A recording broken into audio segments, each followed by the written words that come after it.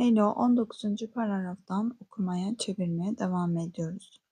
Washington DC is the capital of the United States. Washington, Amerika Birleşik Devletleri'nin başkentidir.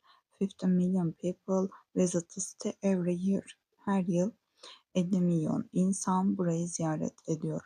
Halima and Ahmed were brother. Onlar kardeşler. Left their home in Egypt and traveled to the United States last week.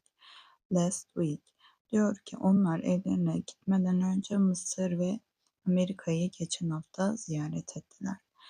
They are visiting Washington DC with their American friend. Onlar ziyaret etti Amerika'yı ve o da onların Amerikalı arkadaşıyla Tom. Here is a letter they wrote to their aunt. Onlar orada mektup yazdılar şimdi kime? Teyzelerine.